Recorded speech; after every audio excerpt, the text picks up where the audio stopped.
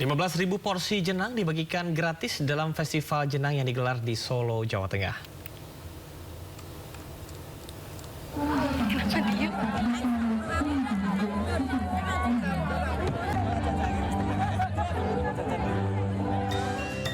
Puluhan warga berebut jenang yang dibagikan gratis di acara festival jenang di kawasan Ngarsopuro, Pasar Pon, Solo, Jawa Tengah. Berbagai jenis jenang dibagikan kepada masyarakat antara lain jenang merah putih, jenang sumsum, jenang tumpang, jenang mutiara, jenang gendul, jenang ketan ireng, jenang cinta, hingga jenang varian baru Nirmala Nusantara. Semoga rutin terus diadakan tiap tahun, terus makin ramai, terus makin banyak. Ke festival jenang, kalau di kebudayaan Jawa, percaya bagaimana kita memohon keselamatan, memanjatkan doa. Bagi Bapak Ibu yang menemukan dompet warna hitam, ini adalah bagaimana masyarakat Solo bisa tetap guyup, rukun. Festival jenang yang digelar juga dalam rangka perayaan Hari Jadi Kota Solo. Selain untuk melestarikan kuliner tradisional, juga sebagai upaya menarik kunjungan wisata. Dari Solo, Jawa Tengah, Septiantoro Ayus melaporkan. Di masa pemulihan pasca bencana Aceh, warga desa Manyangcut, Kecamatan Meredu, Kabupaten Pidi Jaya menggelar sholat tarawih perdana di sebuah musola darurat berlantai triplek. Pemirsa, meski sederhana, musola darurat tersebut mampu menampung sekitar 150 jemaah. Sebagian besar warga saat ini masih tinggal di tenda pengungsian dan hunian sementara. Tetapi semangat mereka beribadah di bulan suci Ramadan tetap terjaga. Bagi warga, malam pertama tarawih merupakan bukan sekedar ibadah namun juga simbol harapan. Bahwa di tengah keterbatasan dan sisa luka bencana, iman dan kebersamaan tetap menjadi pegangan. Yang malam tarawih pertama, saya terima kasih banyak yang sudah dibuat menasah darurat ini. Dengan adanya menasah darurat ini, ya bisa malam pertama inilah kita salat tarawih. Masyarakat Sungai Pisang Indonesia menyambut Ramadan dengan ritual Limau Barongge. Ya, selain menyambut Ramadan, ritual ini ditunjukkan untuk memperkuat persaudaraan.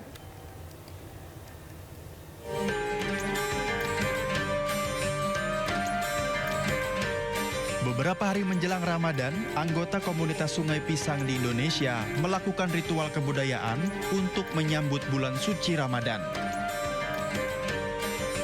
Upacara Limau Barongge. Ritual ini telah berusia berabad-abad lamanya. Dalam upacara ini, para wanita menghias nampan besar atau dulang yang membawa mangkuk berisi jus jeruk nipis yang dicampur dengan bunga dan rempah-rempah harum dan diiringi dengan musik talempong tradisional. Upacara dimulai ketika para wanita membawa dulang di atas kepala mereka dan berjalan menuju pusat nagari di Bungus Tulukabung. Dari pertama ya, dari nenek mama, dari nenek dulu sampai sekarang tidak akan pernah hilang atau pernah pudar sampai saat sekarang. Karena Limau Barongge ini dari turun menurun dari mama keponakan sampai sekarang tetap dijalankan Limau Barongge menjelang menyambut bulan Ramadan. Dengan limau di bawah anak keponakan yang dijunjung diarak untuk keliling. Ritual ini dilakukan setelah sholat asar. Selain bermakna untuk menyucikan diri sebelum bulan Ramadan, Limau Barongge juga bertujuan untuk memperkuat persaudaraan di daerah Sungai Pisang. Dalam hal ini, pemerintah aktif mempromosikan Limau Barongge agar diakui sebagai bagian dari warisan budaya tak benda. Kekayaan tradisi yang sudah diakui oleh pemerintah pusat pun juga menjadi warisan tak benda. Mudah-mudahan kita memaknainya adalah untuk bagaimana kita bersyukur masuknya bulan suci Ramadan dan tentunya bersama-sama mencernihkan hati untuk betul-betul memperkuat ibadah, niatan untuk memaksimalkan ibadah kita di bulan suci Ramadan nanti. Ritual ini diakhiri dengan doa bersama dan mengoleskan air kapur ke wajah para peserta sebagai simbol penyucian diri menjelang bulan suci Ramadan. Akibat korsleting listrik, sebuah gudang penyimpanan ban di Pondok Aren, Tangerang Selatan, Banten ludes terbakar. Ya, meski tidak menimbulkan korban jiwa, namun kerugian ditaksir mencapai ratusan juta rupiah. Izin melaporkan situasi terkini dan mohon didorong bantuan. Sebuah gudang ban yang berlokasi di RT 03 RW 04 Kelurahan Pondok Jaya, Kecamatan Pondok Aren, Kota Tangerang Selatan ludes dilalap si jago merah. Kebakaran berhasil dijinakan 2 jam oleh 60 petugas damkar dari Tangerang Selatan yang menggunakan 16 armada. Banyaknya material yang mudah terbakar serta sulitnya akses menuju lokasi membuat api dengan cepat merambat ke seluruh bagian gudang. Diduga api berasal dari hubungan pendek arus listrik. Dugaan sementara akibat dari korsleting listrik. Untuk unit yang diturunkan ada 16 unit dan personil berapa Pak Dandu? 60 ada. Ada kurang lebih 60. Untuk personilnya 60. Untuk kesulitan sendiri ada kesulitan nggak sih? Untuk kesulitan karena untuk mencapai lokasi gangnya terlalu sempit, itu otomatis mengakibatkan kita sulit untuk mencapai titik api yang kebakaran. Kebakaran tidak menimbulkan korban jiwa, namun kerugian ditaksir mencapai ratusan juta rupiah. Pemirsa, video viral di media sosial memperlihatkan seorang wanita berteriak minta tolong saat dibawa lari seorang pria mengendarai mobil putih. Ya, polisi kesulitan mengungkap kasus tersebut.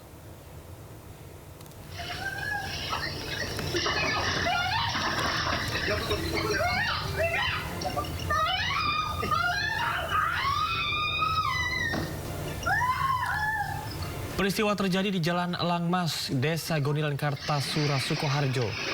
Dalam video, seorang wanita yang dilaporkan mahasiswa berteriak minta tolong saat ditarik masuk pengendara mobil putih. Polisi gerak cepat memeriksa rekaman kamera pengawas, menyelidiki peristiwa tersebut. Namun polisi kesulitan karena belum menerima laporan.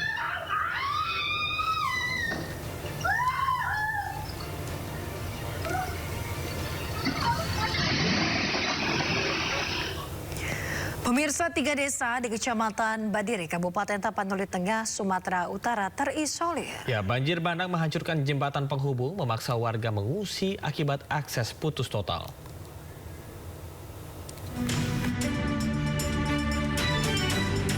Kayu gelondongan berukuran besar menumpuk di tengah Sungai Aik Botar, Kabupaten Tapanuli Tengah usai terbawa banjir. Derasnya arus banjir bandang usai hujan deras membawa kayu gelondongan menghantam dan menghancurkan jembatan. Akibatnya jembatan penghubung di Desa Lubuk Ampolu, Kecamatan Badiri ambruk dan putus total. Padahal jembatan menjadi penghubung satu-satunya 3 desa di Kecamatan Badiri, Tapanuli Tengah.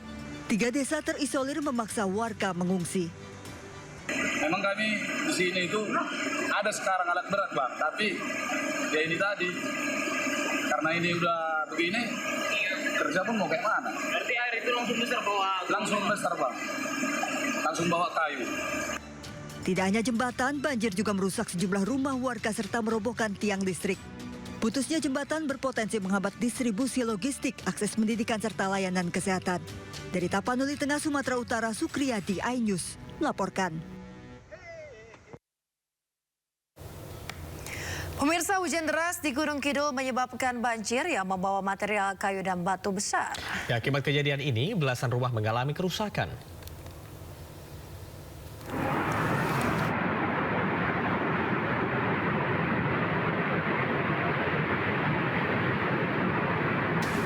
Video amatir merekam detik-detik saat banjir menerjang Dusun Jono di Desa Tancap, Kecamatan Ngawen, Kabupaten Gunung Kidul, Yogyakarta.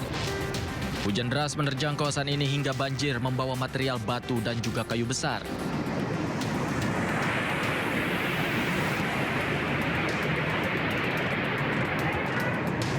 Usai banjir, warga bahu-membahu membersihkan rumah mereka dari material tanah, batu, dan juga kayu. Akibat kejadian ini, 15 rumah milik warga di Dusun Jono, Desa Tancap, Gunung Kidul mengalami kerusakan. Pembersihan dilakukan secara manual dengan menggunakan alat seadanya. Warga berharap bisa mendapatkan bantuan dari pemerintah dan semoga kejadian ini tidak kembali terjadi. Dari Gunung Kidul, Yogyakarta, Kismaya Wibowo, iNews melaporkan.